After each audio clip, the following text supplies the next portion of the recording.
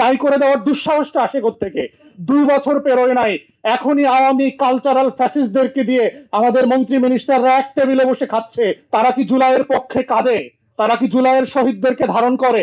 যদি করত, তাহলে কেন আপনি ফেলানির যে স্কাল্পচার ছিল, আমাদের যে শাপলার গণহত্যার স্কাল্পচার ছিল, আমাদের যে শত শত আন্দোলন লড়াই ভারত বিরোধী সীমান্ত হত্যার বিরুদ্ধে, সেগুলো কেন আপনি জাদুঘর থেকে নাই করে দিলেন?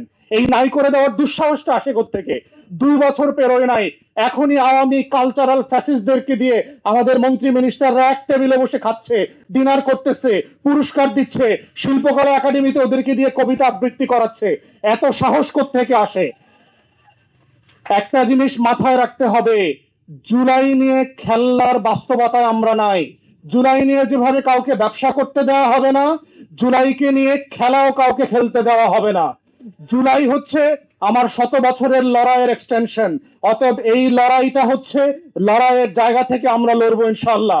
এবং জুলাইয়ের সবচেয়ে স্টেক হোল্ডার হচ্ছে বাংলাদেশের কোটি কোটি মানুষ, কোনো দল না, কোনো ব্যক্তি না। জুলাই কোনো ব্যক্তিকে নায়ক বানায় নাই, জুলাই শুধু খলনায়ককে চিহ্নিত করে দিয়েছে।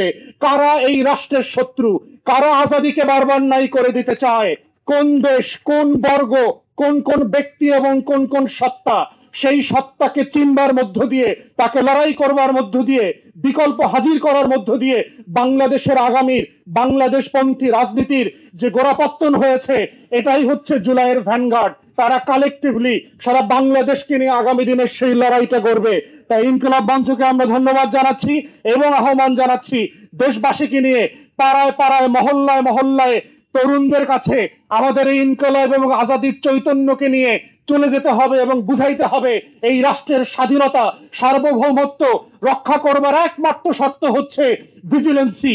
যখন কালেকটিভলি অ্যাজ এ নেশন আমরা ভিজিলেন্ট থাকবো, পাহারাদার থাকবো, আমাদের সীমান্তে যেভাবে বাবুল কাস্তে হাতে নিয়ে হাজার হাজার লোক বিজিবি জওয়ান এবং সদস্যদের সাথে সীমান্ত পাহারা দিচ্ছে, আমরাও বাংলাদেশের কেন্দ্র থেকে পেরিফেরি পর্যন্ত প্রত্যেকটা পাড়া মহল্লা আজাদির জন্য পাহারাদার হয়ে যাব, সিপাহী হয়ে যাব, বরকন্দাজ হয়ে যাব ইনকিলাবের পক্ষে।